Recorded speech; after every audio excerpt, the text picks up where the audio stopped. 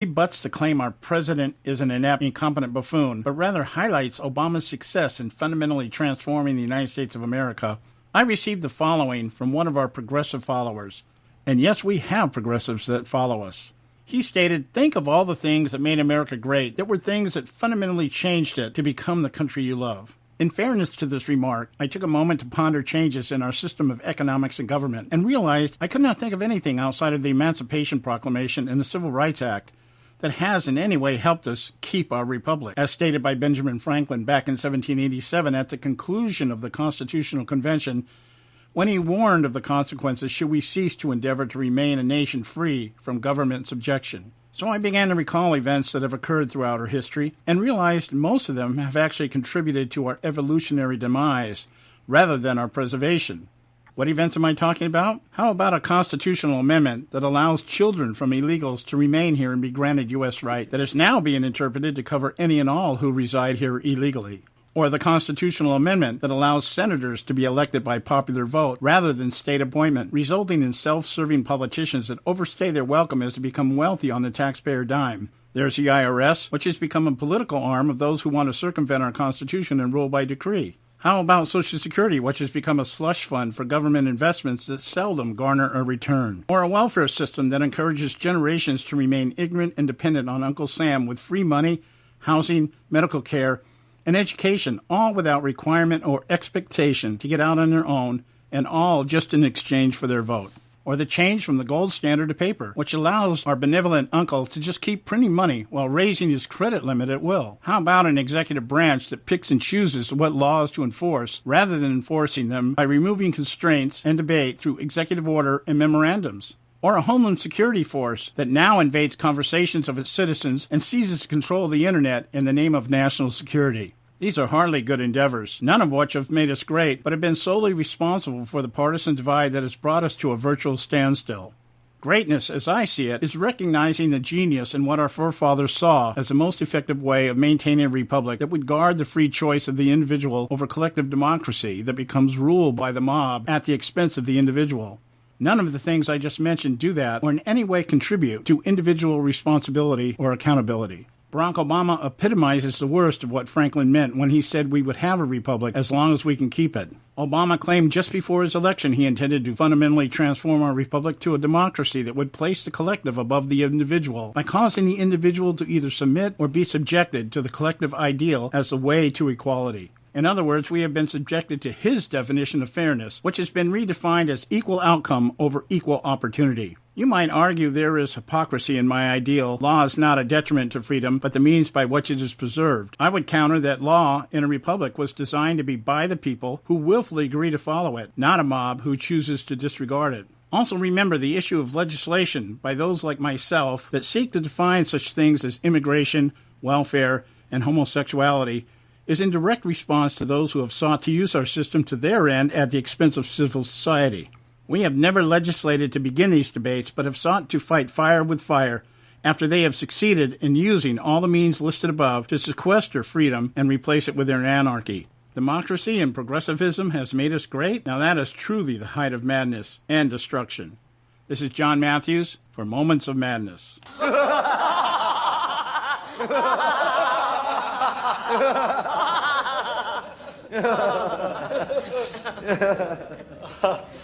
Okay,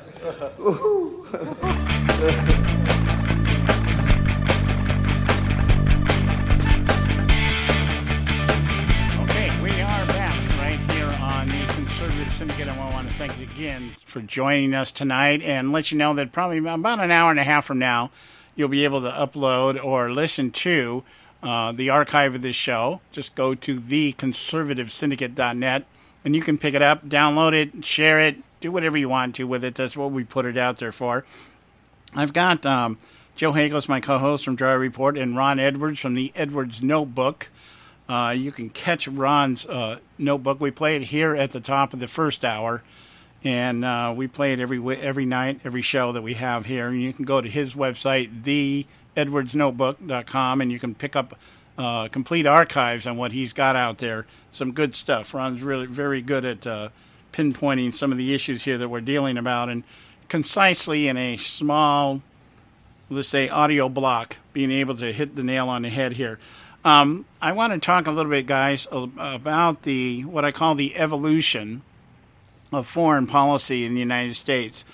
I was mentioning at the beginning of the show that I spent the week or last week rereading Barry Goldwater's The Conscience of a Conservative, which to me is a Bible. I look at this thing as the Bible of conservatism, and I every now and then will whip it out and read it.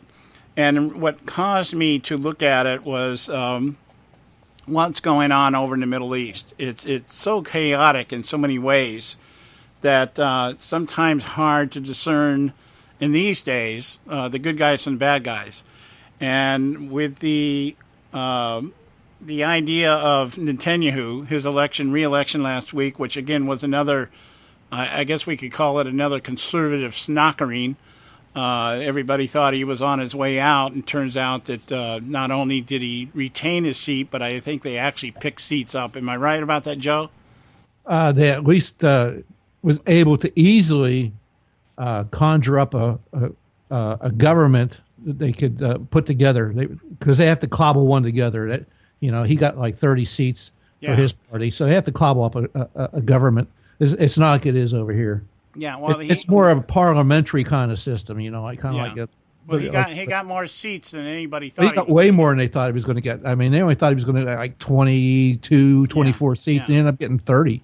Yeah, and in line with that, the idea that we found out during the course of this election that it wasn't, when he came over here and spoke before Congress, it wasn't Barack Obama's refusal to talk to him had nothing to do with not wanting to influence the elections, because he had his people over there running a campaign against Netanyahu, Jeremy Byrd, and some of the other people that have served in the Obama campaigns for the last two presidential campaigns were actually over there working to unseat Netanyahu. So, if we want to talk about any appearance of impropriety, I guess we'd have to address that. But, of course, the media is just now starting to report it. We've been reporting it for 2 weeks, and it's kind of an afterthought on their behalf, I guess.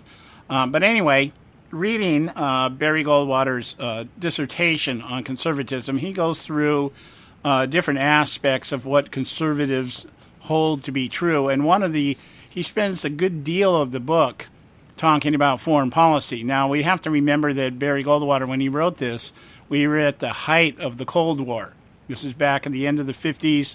Russia had just developed the bomb. And what had happened was, at that time, the United States had nuclear superiority. But because of all the devastation and everything that happened during World War II, after World War II, we began to, in some degrees, demilitarize. And so in conventional warfare at the time this was written, Russia had a much bigger conventional army, and we trumped it with nuclear capabilities. And so what he was addressing in regards to foreign policy was what he saw as a gradual deterioration of our foreign policy based on, I guess, the results of World War II. The fact that World War II was so devastating and so destructive that we, with the UN, had kind of copped this attitude of, boy, we want to do anything that we can to avoid this from happening again, which I think in and of itself is a noble thought. But what Goldwater starts pointing out is that because of our desire to not have to go through something like this again, we were no longer fighting wars to win. We were fighting wars and we were entering into conflicts not to lose. And so he was talking about how this was beginning to put us into a mindset that what we were doing is we were willing now to negotiate with people that held views not only contrary to what we believed, but actually had every intent and desire of destroying us. And so as I was reading this, I could see the parallel immediately. As I'm reading through it, I think, well, if we just substituted Islamic radicalism or ISIS or anything like that, or and just put them in the place of Russia or communists, as he refers to them, we have the same scenario today, where we have this constant he says this, one of the things he said, I want to get your take on this, Ron. One of the things he says is that as soon as you decide to sit down and negotiate with somebody who wants to destroy you, you've lost the argument. What do you think of that? Yeah, it's absolutely true. If you remember in the Vietnam conflict, for a while we were pounding Ho Chi Minh and the boys into submission through carpet bombing, and we were literally riddling them. And our mistake was, thanks to that traitor's, I think his name was McFarlane. I don't remember. McNamara. Yeah. They went to the peace talks. They went to the Paris peace talks, and that was, from there on, it was downhill. We can debate on whether we should have been there or not, but the fact is, up to a point, we were mastering them through carpet bombing and other things, strategies we were using. And the reason why they said, let's go to peace talk. We have to go to peace people, because we were beating the crap out of them. And once we went to the peace talks, that was it. That was it. That we started putting the arms of the military behind their backs, and those stupid rules of engagement, those traitorous laws. I mean, when you go to war, when you start something like that, you're supposed to go, and your goal should be victory. Mm-hmm. And you multiply the number of deaths by putting these stupid rules of engagement in there that hamper your military. War is hell, and you're supposed to commit as much hell against your enemy that is engaging you in battle as possible to more quickly end the thing and get it done. Sometimes a more all-out effort is more merciful than putting one hand behind your back because you're just dragging out the misery. I mean, the Viet Cong still lost 2 million fighters with this thing that was stretched out. And people don't know that. They say, well, America lost the war. Well, we lost 50,000 soldiers or 52,000 or they're somewhere thereabouts. They lost 2 million. So we were doing some damage. But when we get, I don't know what it is, man, when we get to the negotiating table, we get real stupid. And the history, it just continues to repeat itself. With the Muslims, with the Iranians, with all these people, there should not be a table between us. The only thing that should be between us and those Muslims are flying pig grease bullets. That's about it. And bombs. That's it. And the goal of victory. So it's up to us in this country to make sure that our strategy is changed for the better. Yeah. Well, let me read you here. I'm going to read a couple paragraphs out of his book here, and get your take on this, and I'll give Joe an opportunity to respond also here. He's talking about the deterioration of America's fortunes on the Soviet Union's acquisition of nuclear weapons, meaning that we were nuclear speaking, we were superior at this point. Soviet Union this time is building up their conventional warfare, but they're also now beginning to build a nuclear arsenal. And he says the real cause of the deterioration can be simply stated.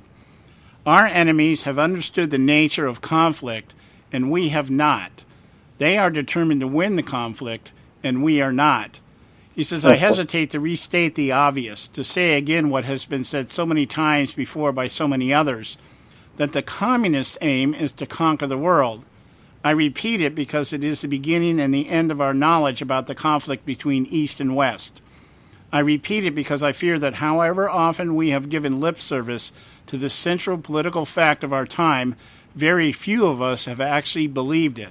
If we had, our entire approach to foreign policy over the past 14 years, this is from the Second World War on, would have been radically different, and the course of world events radically changed. Now he says here, if an enemy power is bent on conquering you and purposes to turn all of his resources to that end, he is at war with you. And you, unless you contemplate surrender, are at war with him. Moreover, unless you contemplate treason, Your objective, like his, will be victory, not